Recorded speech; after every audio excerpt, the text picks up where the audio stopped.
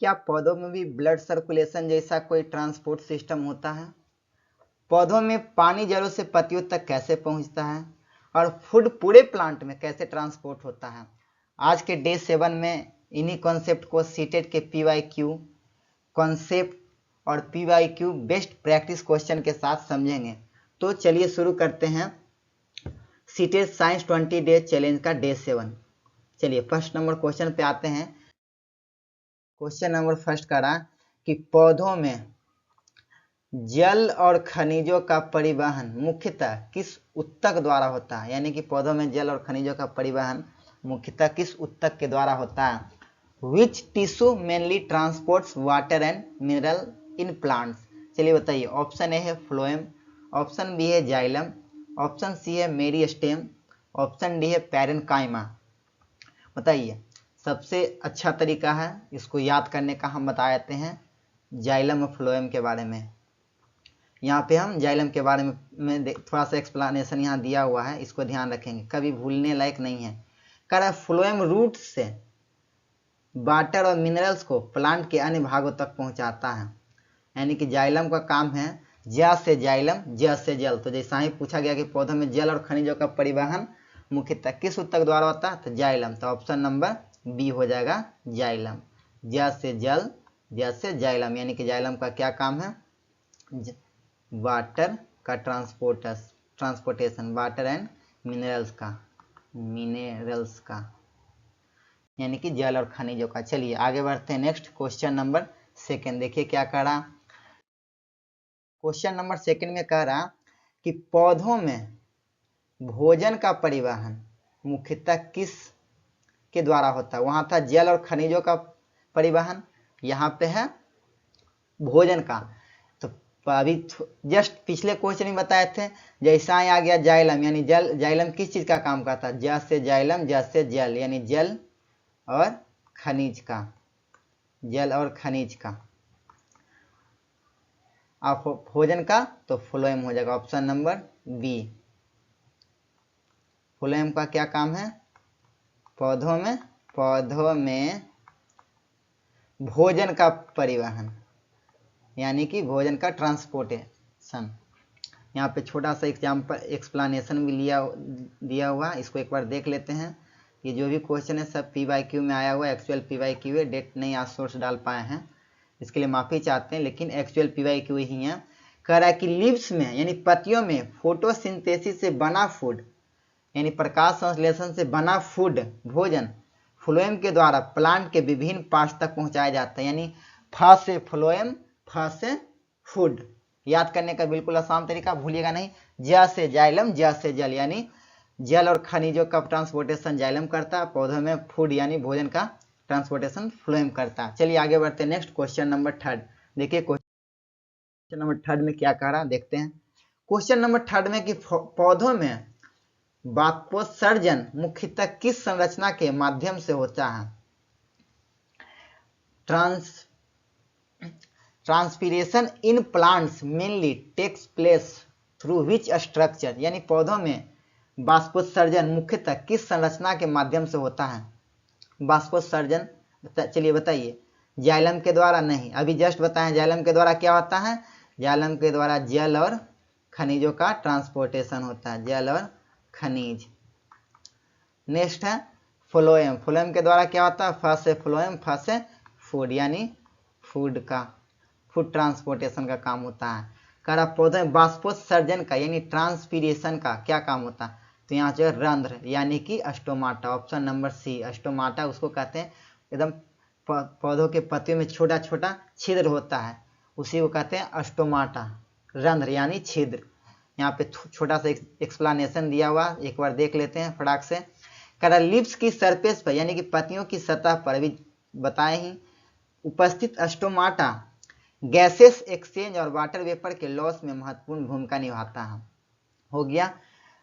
Xylem का काम क्या है? जल और खनिज को का परिवहन करना। फ्लोएम का काम है फूड का ट्रांसपोर्टेशन करना। रंध्र का क्या काम है? बाष्पोत्सर्जन, यानी कि वाटर वेपर में हेल्प करता है। चलिए नेक्स्ट बढ़ते हैं क्वेश्चन नंबर 4। क्वेश्चन नंबर 4 में देखिए क्या कह रहा है।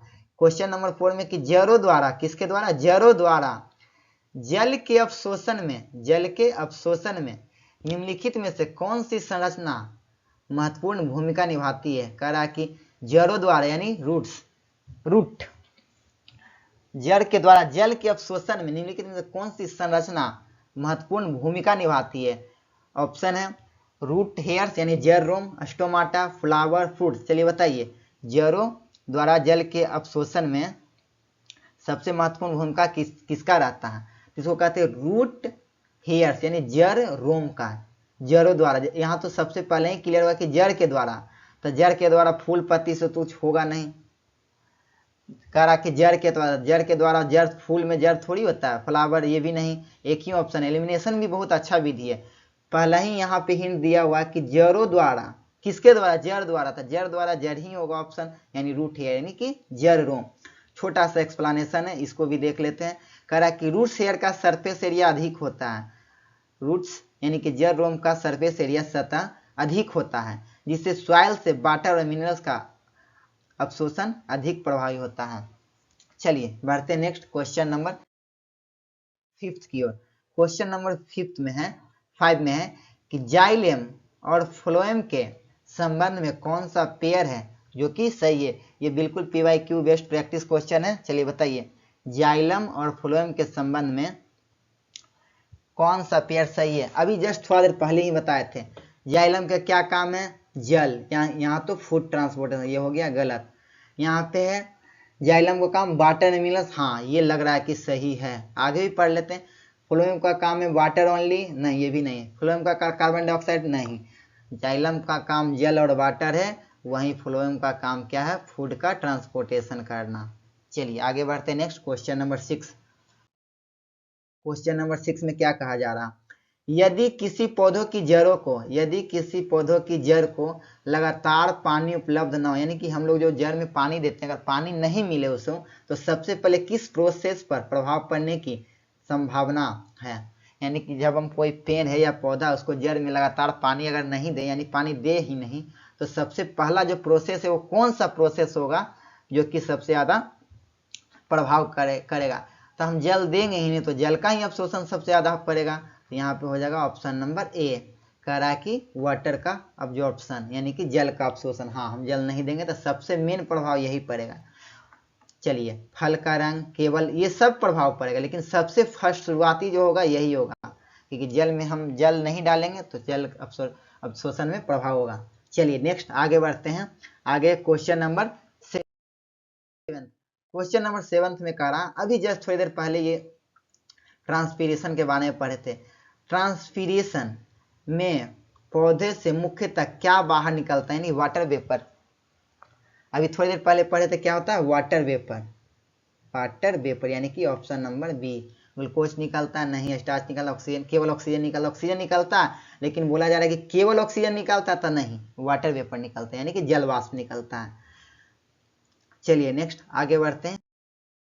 क्वेश्चन नंबर 8 में बोला जा रहा है कि स्टोमाटा के यानी रंध्र के खुलने और बंद होने को, यहाँ खुलने और बंद होने को मुख्यतः कौन सी कोशिकाएं नियंत्रित करती है। यानी स्टोमाटा रंध्र जो है वो ओपन होता है फिर क्लोज होता है, तो उसको रेगुलर कौन करता है, रेगुलेट कौन सा है जो सेल करता है, वही बताना है। तो पहला है गार्ड सेल यानी कि रक्षक कोशिका, फिर रूट सेल यानी जड़ कोशिका। तो स्टोमाटा ये तो जड़ का काम आएगा नहीं, जड़ तो नीचे हो गया। जाइलम का काम है जल का ट्रांसपोर्टेशन करना, फ्लोएम का काम है फूड का, यानी कि एक ही बचा रक्षक कोशिका यानी गार्ड सेल, यानी एक गार्ड की तरह नियंत्रित करता है कि रंध्र जो है स्टोमाटा है वो खुलने और बंद होने में इस कोशिका का सबसे अहम भूमिका है, क्योंकि यही रेगुलेट करता है यानी नियंत्रित करता है। नेक्स्ट बढ़ते हैं क्वेश्चन नंबर 9 में देखें कि क्या कह रहा है कि एक पौधों की जड़ों से वाटर लीव्स तक पहुंचता है, वाटर पत्तियों यानी पानी पत्तियों तक पहुंचता है। पौधा के जो जड़ है वहां से पानी पत्तियों तक पहुंचता है। इस ट्रांसपोर्ट में, इस परिवहन में कौन सा टिश्यू है जो सबसे मुख्य भूमिका निभाता है। ब से ज से जल, ज से जाइलम, एकदम भुलाने का तो सवाल ही नहीं है। ज से जल, ज से जाइलम, यानी जाइलम का क्या काम है? वाटर का ट्रांसपोर्टेशन करना। फ्लोएम का काम है फूड का ट्रांसपोर्टेशन करना जड़ से। स्टोमाटा का तो काम है वाटर वेपर, वाटर वेपर। चलिए आगे बढ़ते हैं। नेक्स्ट क्वेश्चन नंबर 10 में क्या कहा जा रहा है? इजी थोड़ा क्वेश्चन है, एकदम सब प्रैक्टिस के लिए एकदम कीजिए, सब PYQ बेस्ट है। चलिए अगला सवाल है क्वेश्चन नंबर 10। बताइए पत्तियों में बना भोजन पौधों के दूसरे भागों तक किस टिश्यू से पहुंचता है? Food produced in leaves in transported to other parts of the plant. पत्तियों में बना भोजन, यानी पत्तियों में बना भोजन जो है पौधा के दूसरे भाग तक किस टिश्यू के वजह से पहुंचता है? किस टिश्यू से पहुंचता है? चलिए बताएं। भोजन यानी फूड किसका? फ्लोएम। चलिए आगे बढ़ते हैं क्वेश्चन नंबर 11। क्वेश्चन नंबर 11 में कहा जा रहा है कि यदि किसी पौधे की पत्तियों पर पेट्रोलियम जेली की मोटी लेयर लगा दिया जाए, यानी कोई पत्ता उस पर हम पेट्रोलियम जेली की कोई लेयर लगा दें, यानी उस पर गिरा दें, फैला दें, तो ट्रांसपीरेशन पर क्या प्रभाव पड़ सकता है? चलिए बताइए। क्वेश्चन नंबर 11 है कि यदि किसी पौधों की पत्तियों पर, यानी कोई भी पौधा उसका पत्ता पर यानी पत्तियां पर हम कोई पेट्रोलियम जेली मोटा एकदम गाढ़ा है उसका एक लेयर लगा दें, तो ट्रांसपीरेशन यानी कि वाटर वेपर पर क्या प्रभाव पड़ेगा? यानी बाष्पोत्सर्जन पर क्या प्रभाव पड़ेगा? बाष्पोत्सर्जन होगा, बढ़ जाएगा कि घट जाएगा, कोई प्रभाव नहीं पड़ेगा, या फिर पौधों में फूड तुरंत समाप्त हो जाएगा? चलिए बताइए। तो जैसा ही हम पेट्रोलियम जेली का एक लेयर लगाएंगे तो बाष्पोत्सर्जन बढ़ेगा नहीं, घटेगा नहीं, कोई प्रभाव नहीं पड़ेगा? नहीं, प्रभाव तो पड़ेगा। क्या प्रभाव पड़ेगा? तो पौधों में फूड तुरंत समाप्त हो जाएगा, यानी कि जो पौधा में फूड होगा वो तुरंत समाप्त हो जाएगा। Food will be immediately disappear. थोड़ा सा एग्जाम्पल एक्सप्लेनेशन है, इसको भी हम देख लेते हैं। कह रहा पेट्रोलियम जेली स्टोमाटा को यानी रंध्र को पार्शियली ब्लॉक कर, यानी छिद्र होते हैं स्टोमाटा, उसको पार्शियली ब्लॉक कर देता है। जैसा ही ब्लॉक होगा तो जिससे वाटर वेपर बाहर निकलना कम हो जाएगा, और जब निकलना कम होगा तो फिर पौधा में फूड तुरंत समाप्त हो जाएगा। चलिए नेक्स्ट बढ़ते हैं क्वेश्चन नंबर 12। देखिए क्वेश्चन नंबर 12 में क्या कहा जा रहा? कह रहा कि पेडागोजी से रिलेटेड क्वेश्चन है। कह रहा है कि एक स्टूडेंट कहता है, एक स्टूडेंट यानी एक विद्यार्थी कहता है, क्या कहता है? कि प्लांट्स में फूड रूट से लीव्स तक पहुंच जाता है, यानी पौधों में फूड रूट से लीव्स तक पहुंच जाता है। टीचर के लिए सबसे उपयुक्त अप्रोच क्या होगी? यानी एक विद्यार्थी कहता है कि पौधों में भोजन जड़ से पत्तियों तक पहुंच जाता है, टीचर के लिए सबसे उपयुक्त अप्रोच क्या होगी? चलिए बताइए। कह रहा कि स्टूडेंट को तुरंत गलत घोषित कर देंगे? नहीं, ये तो नहीं, ये तो नेगेटिव हो गया। उसके विचार का कारण पूछकर ट्रांसपोर्ट और फूड का एविडेंस बेस्ड डिस्कशन करना, उसे रटवा देना है? नहीं। इग्नोर करना, ये भी नहीं। एक ही ऑप्शन बच गया। ऑप्शन पेडागोजी में सबसे अच्छा है कि ऑप्शन आप पॉजिटिव और नेगेटिव टैग वर्ड को ध्यान रखिए, ऑप्शन एलिमेंट कीजिए, ऑटोमेटिक बन जाएगा, इजी रहता है। बस क्वेश्चन थोड़ा बड़ा रहता है लेंदी टाइप के, लेकिन थोड़ा सा क्वेश्चन पढ़िएगा, एक बार नहीं समझ में 2 बार समझिएगा, अब बन जाएगा। कह रहा है कि एक स्टूडेंट कहता है, क्या कहता है? कि पौधों में फूड रूट से यानी भोजन जड़ से पत्तियों तक पहुंच जाता है, तो टीचर के सबसे उपयुक्त क्या अप्रोच होगा? ये कौन सा अप्रोच सबसे सुधर रहेगा? तो उसके विचार मन में आया कि आप ऐसा कह रहे हैं कि पौधों में भोजन जड़ से पत्तियां तक पहुंच जाता है, तो टीचर कहेंगे कि उसके विचार का कारण पूछकर ट्रांसपोर्ट ऑफ फूड्स यानी कि फूड ट्रांसपोर्टेशन का एविडेंस बेस्ड डिस्कशन करेंगे, चर्चा करेंगे। चलिए आगे बढ़ते हैं क्वेश्चन नंबर 13। नेक्स्ट क्या है? ये भी पेडागोजी से रिलेटेड ही सवाल है। सवाल बहुत बड़ा है, देख के घबराना कुछ भी नहीं है, ऑप्शन बहुत इजी रहता है। कह रहा है कि एक टीचर स्टूडेंट को कैलोरी स्टॉक को कलर्ड वाटर में रखने के लिए कहता है, यानी कि एक टीचर जो स्टूडेंट को कैलोरी स्टॉक को कलर्ड वाटर में रखने के लिए कहता है, जो कलर्ड वाटर रंगा हुआ पानी उसमें रखने के लिए कहता है, और कुछ समय बाद उसका ऑब्जर्वेशन करवाता है, थोड़ा देर छोड़ देने के बाद उसको कहता है ऑब्जर्वेशन करवाता है, यानी ऑब्जर्व कीजिए। यह एक्टिविटी मुख्यतः किस कॉन्सेप्ट को समझाने में उपयोगी है? Xylem transportation, seed germination, pollination, digestion. चलिए बताइए क्या हो जाएगा कि अगर एक स्टूडेंट को टीचर ने कहा कि सैलरी स्टॉक्स को कलर वाटर में रखने के लिए कहा और कहा कि कुछ समय बाद इसको ऑब्जर्वेशन करवाते हैं, तो कहते हैं कि यह एक्टिविटी मुख्यतः किस कॉन्सेप्ट को समझाने में उपयोगी होगा। तो जैसा ही हम ये डालेंगे कलर्ड वाटर में, देखेंगे जाइलम द्वारा परिवहन होगा, यानी कि xylem transportation, option number A.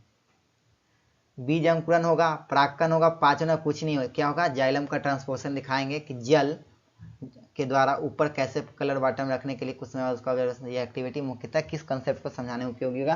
तो जाइलम ट्रांसपोर्टेशन यानी जाइलम द्वारा कैसे परिवहन होता है, ये कॉन्सेप्ट समझाने में उपयोगी होगा। चलिए नेक्स्ट बढ़ते हैं, क्वेश्चन नंबर 14 है। क्वेश्चन नंबर 14 क्या कह रहा है कि पौधों में वाटर ट्रांसपोर्टेशन यानी जल परिवहन को समझाने के लिए निम्नलिखित में से कौन सा तरीका सबसे अधिक चाइल्ड सेंटर्ड है, यानी कि पौधों में वाटर ट्रांसपोर्टेशन को समझाने के लिए निम्नलिखित में से कौन सा तरीका है जो सबसे अधिक चाइल्ड सेंट्रेट है। चलिए बताइए, ये भी बहुत इजी क्वेश्चन है, बताइए, सोचिए सोचिए, बहुत ज्यादा हार्ड क्वेश्चन नहीं है। केवल डेफिनेशन लिखवाना नहीं, ये तो नहीं होगा। केवल टेक्स्ट बुक बढ़ाना नहीं, केवल डायग्राम कॉपी करना, ये भी नहीं। एक्टिविटी करवाकर स्टूडेंट से ऑब्जर्वेशन और एक्सप्लेनेशन करवाने, यानी कि ऑप्शन नंबर सी है। अगर किसी चलिए आगे बढ़ते हैं, next question number 15। Question number 15 में क्या करा, एक टीचर पूछता है, सब पेडागोजी से रिलेटेड क्वेश्चन है। एक टीचर पूछता है, क्या पूछता है कि धूप वाले दिन प्लांट से वाटर लॉस अधिक क्यों हो सकता है, यानी कि बहुत ज्यादा जब धूप है तब वाटर लॉस यानी पानी अधिक क्यों हो सकता है, पानी का लॉस, पानी ज्यादा खपत क्यों हो सकता है। यह क्वेश्चन कह रहा है कि यह क्वेश्चन मुख्यतः किस प्रकार की थिंकिंग को प्रमोट करता है।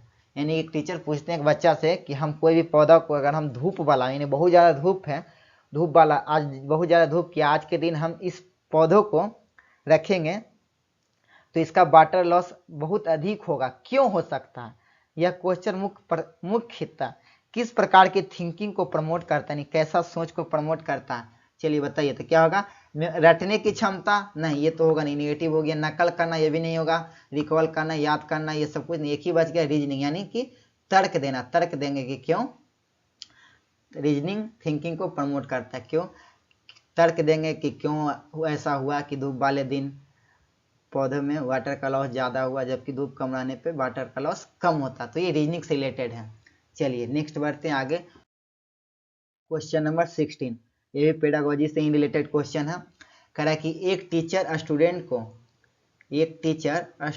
को एक एक्सपेरिमेंट करने के से पहले, एक टीचर है जो कि स्टूडेंट को एक एक्सपेरिमेंट करने से पहले पूछता है, एक बच्चा से पूछता है एक टीचर कि तुम्हारे अनुसार कलर्ड वाटर स्टेम में ऊपर क्यों जाएगा। यह मुख्यतः किस साइंस प्रोसेस स्किल को बढ़ावा देता है, जो कलर्ड वाटर स्टेम में ऊपर क्यों चला जाएगा, यानी क्यों ऊपर की ओर भागेगा। तो यह मुख्यतः किस साइंस प्रोसेस स्किल को बढ़ावा देता है। पहला ऑप्शन नंबर ए है प्रिडिक्ट करना, मेमोराइज करना, कॉपी करना। देखिए ऑप्शन को एलिमिनेट कीजिए। कह रहा कि एक टीचर है जो स्टूडेंट को एक्सपेरिमेंट करने से पहले, यानी कोई एक्सपेरिमेंट करवाना उससे पहले ही पूछ लेता है कि तुम्हारे अनुसार, यानी आपके अनुसार, बच्चा के अनुसार कलर्ड वाटर स्टेम में ऊपर क्यों जाएगा। यह मुख्यतः किस साइंस प्रोसेस स्किल को बढ़ावा देता है। तो ये रिपीट कर रहा नहीं, कॉपी कर रहा नहीं, याद कर रहा ये भी नहीं, एक ही ऑप्शन बच गया प्रिडिक्शन, यानी कि पूर्वानुमान लगाना। प्रिडिक्शन प्रोसेस स्किल को बढ़ावा देता है। चलिए नेक्स्ट बढ़ते हैं आगे, क्वेश्चन नंबर 17 में क्या कहा जा रहा, क्वेश्चन नंबर 17 में कहा जा रहा है, फिर ये भी पेडागोजी से रिलेटेड। आज पेडागोजी का ज़्यादा क्वेश्चन रखे क्योंकि पेडागोजी का बहुत अहम भूमिका है साइंस में, इसके बिना नंबर लाना मुश्किल है।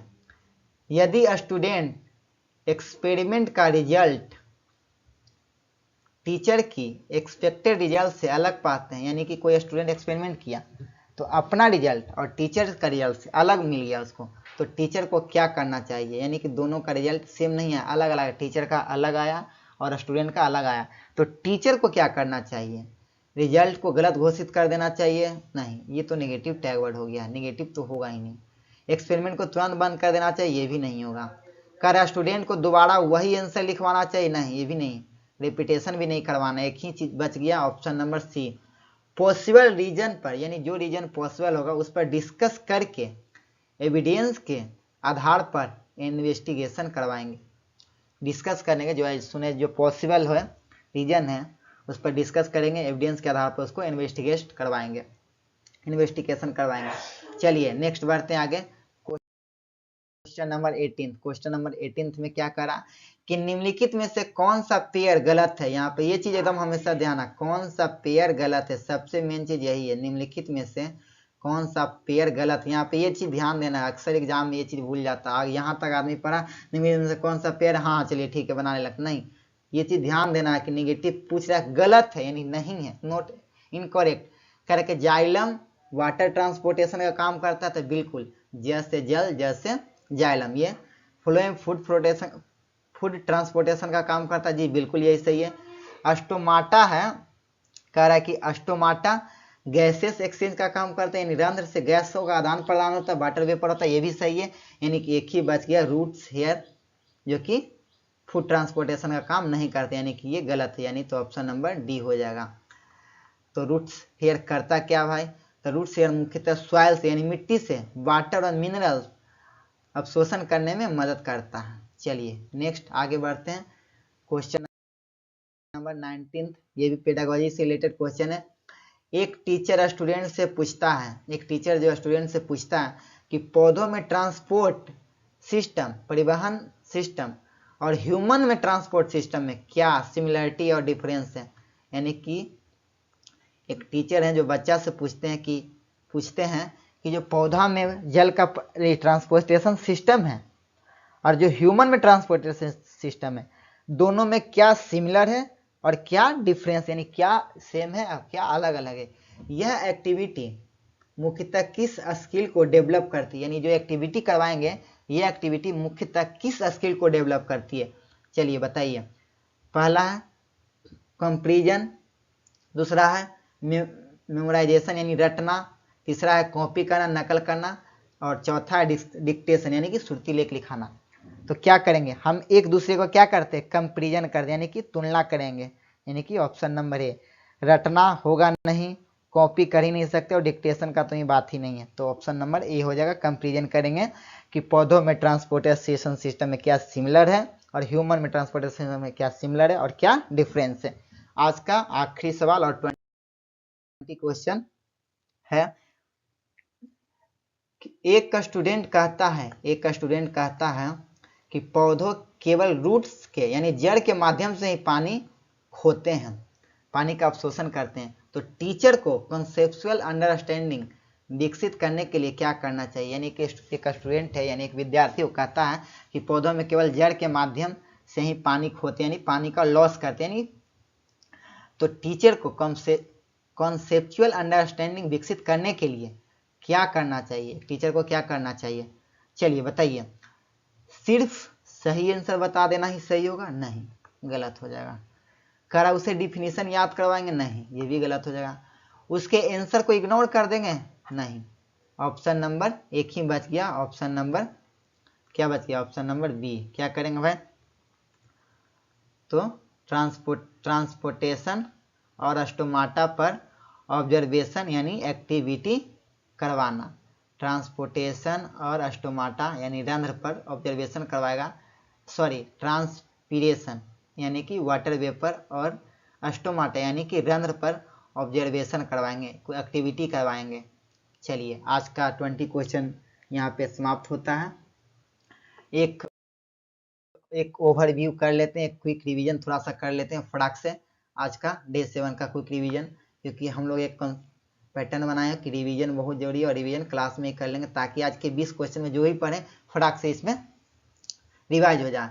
ट्रांसपोर्टेशन, ट्रांसपोर्ट इन प्लांट, पौधों में परिवहन। करा जाइलम का क्या काम है, वाटर प्लस मिनरल, ये भी याद रखना, ज से जल, ज से जाइलम। फ्लोएम का क्या काम है, फूड का ट्रांसपोर्टेशन। अब है वाटर अब्सॉर्प्शन यानी वाटर ऑब्जॉर्प्शन। रूट शेयर का क्या काम है, वाटर प्लस मिनरल को ऑब्जर्व करना, ऑब्जर्वेशन अब्सॉर्प्शन करना। रूट से हेयर और स्टोमाटा यानी रंध्र, इसका क्या काम है, वाटर वेपर को लॉस करना, गैसेस को एक्सचेंज करना, यानी वाटर वेपर निकलता है और गैसों का आदान प्रदान होता है। और है गार्ड सेल के बारे में क्या है, स्टोमाटा के ओपनिंग और क्लोजिंग को रेगुलेट करने, यानी स्टोमाटा का छिद्र कब बंद होगा, रंध्र का कब बंद होगा कब खुलेगा, इसी को रेगुलेट करता है, इसी को कहते हैं गार्ड सेल। सबसे इंपॉर्टेंट स्किल है प्रिडिक्ट करना, उसके बाद ऑब्जर्व करना, रिकॉर्ड करना, एक्सप्लेन करना। चलिए तो आज का रिवीजन समाप्त हो गया। एक बार देख लेते हैं ट्रैप, यानी कि सीटेड क्या क्या क्या ट्रैप है जिसमें कि अक्सर फंसते हैं लोग, जो कि नहीं फंसना चाहिए। जाइलम का काम वाटर प्लस मिनरल, फ्लोएम का काम फूड, रूट शेयर का काम ऑब्जर्वेशन है, स्टोमाटा का काम गैसेस एक्सचेंज, गार्ड सेल का काम है stomata opening closing, food root से लिप्स तक नहीं, लिप्स में बना फूड फ्लोएम द्वारा ट्रांसपोर्ट होता है। कह यहाँ पे क्वेश्चन नंबर 6 थोड़ा सा देख लीजिए, फूड रूट्स से लिप्स तक नहीं, फूड रूट से लिप्स तक नहीं, लिप्स में बना फूड फ्लोएम द्वारा ट्रांसपोर्ट से, यानी फूड लिप्स, फूड रूट से पत्तियों तक नहीं कोई भी भोजन जाता है, बल्कि लिप्स में यानी पत्तियों में बना भोजन फ्लोएम द्वारा ट्रांसपोर्टेशन होता है। नेक्स्ट, यानी कि ये भोजन बनाने का काम नहीं करता भोजन बनाने का काम कौन सा करता है, लिप्स यानी पत्तियों में बना भोजन फ्लोएम द्वारा ट्रांसपोर्ट होता है। 7 नंबर है ट्रांसपीरेशन, यानी बाष्पोत्सर्जन में क्या होता है, वाटर वेपर का लॉस होता है। नेक्स्ट है एक्टिविटी बेस्ड क्वेश्चन में सबसे अच्छा प्रोसेस क्या है, प्रिडिक्शन करना, ऑब्जर्वेशन करना, इंटरफेस को पहचानना जरूरी होता है। साइंस मिसकॉन्सेप्ट को सिर्फ गलत कहना अच्छी पेडागोजी नहीं है। जो साइंस को जो मिसकॉन्सेप्ट यानी कोई बच्चा को मन में मिसकॉन्सेप्शन है उसको सिर्फ डायरेक्ट गलत कह देना, ये कोई अच्छा पेडोलॉजी नहीं है, उसको हम डिस्कस करेंगे, समझाएंगे। नेक्स्ट है सीटेड साइंस में content plus application plus pedagogy, यानी कि तीनों इम्पोर्टेंट है, सबसे VVI यही है। साइंस में तीनों इम्पोर्टेंट है, कॉन्सेप्ट, एप्लीकेशन, पेडागोजी। तो दोस्तों आज के डे 7 में हमने पौधों में ट्रांसपोर्ट को सिर्फ याद नहीं किया, बल्कि जाइलम, फ्लोएम, रूट हेयर्स और स्टोमाटा के फंक्शन को क्वेश्चन और एक्टिविटीज के माध्यम से समझा। अब खुद से एक बार जरूर बताइए कि जाइलम क्या ट्रांसपोर्ट करता है और फ्लोएम क्या। अगर आज के 20 क्वेश्चन में आपका स्कोर अच्छा रहा तो कमेंट में अपना स्कोर जरूर बताइए, और जिन क्वेश्चन में गलती हुई है उन्हें दोबारा जरूर रिवाइज कीजिए। कल रात ठीक 8 बजे मिलते हैं डे 8 में, तब तक पढ़ते रहिए, प्रैक्टिस करते रहिए। विक्की विद्या NCERT से सक्सेस तक। जय हिंद।